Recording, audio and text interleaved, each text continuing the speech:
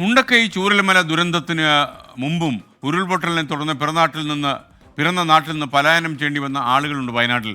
അത്തരത്തിലുള്ളവരുടെ കുറിച്യാർ മലയുടെ താഴ്വാരമായ മേൽമുറിക്കാരാണ് ഇവർ. 100ഓളം കുടുംബങ്ങൾക്കാണ് 2018 ഉരുൾപൊട്ടലിനെ തുടർന്ന് ഈ നാട്ടിൽ നിന്ന് മാറി താമസിക്കേണ്ടി വന്നത്. ഇവർ വീണ്ടും കുറിച്യാർ മലയുടെ താഴ്വാരത്ത് ഒത്തുചേർന്നു. അപൂർവമായ ഒരു സംഗമത്തിനാണ് ഈ മണ്ണ് സാക്ഷ്യം വഹിച്ചത്.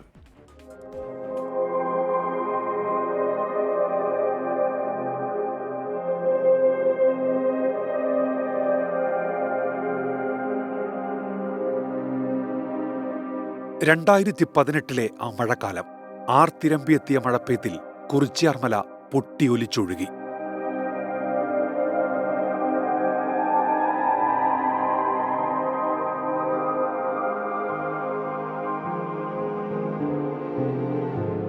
അന്ന് കുടിയൊഴിയേണ്ടി വന്നവരാണ് ഈ മനുഷ്യർ. 100ഓളം കുടുംബങ്ങൾ വരും. പലയിടത്തേക്കായി ചിതറിപ്പോകേണ്ടി വന്നവർ ഇന്ന് വീണ്ടും മേൽമുറിയിലെത്തി. പിറന്ന നാടിനെക്കുറിച്ചുള്ള ഓർമ്മകൾ ഒഴുകി. 2018 ഉരുൾപൊട്ടലിന് ശേഷം തോട്ടം മേഖലയിൽ താമസിച്ചിരുന്ന ആളുകൾ എല്ലാവരും ഇന്ന് ഒത്തൊരുമിച്ചിരിക്കുകയാണ് ഒരു കുടുംബസംഗമം എന്നതിൽ. അതിൻ്റെ സന്തോഷം എല്ലാവരുടെയും മുഖത്ത് വളരെ മനോഹരമായി കാണാൻ പറ്റുന്നുണ്ട്.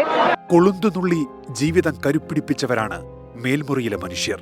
ഉരുൾപൊട്ടലിനിപ്പുറം പ്രദേശം ജനവാസത്തിന് അനുയോജ്യമല്ലെന്ന് വന്നതോടെയാണ് മറ്റിടങ്ങളിലേക്ക് ചേക്കേറാൻ ഈ മനുഷ്യർ നിർബന്ധിതരായത്. ഇങ്ങനെ എല്ലാവരെയും ഒരിക്കൽ കൂടി ആദ്യം താമസിച്ച ആ രീതിയിൽ ഒന്ന് നമ്മുടെ നാട്ടിൽ എത്തിക്കണം. ഒരു ദിവസം എല്ലാവരെയും ഒന്ന് കൂടി സംഗമിപ്പിക്കണം.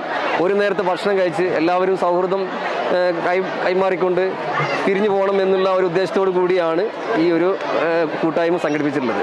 കുറിച്യാർമല എന്ന സ്വർഗഭൂമിയിലെ പിന്നിട്ടകാല ജീവിതം വരും തലമുറകളിലേക്ക് പകരാനായി ഇത്തരം സംഗമങ്ങൾക്ക് തുടർച്ചയുണ്ടാകുമെന്ന് സംഘാടകർ പറയുന്നു. 24 വയനാട്.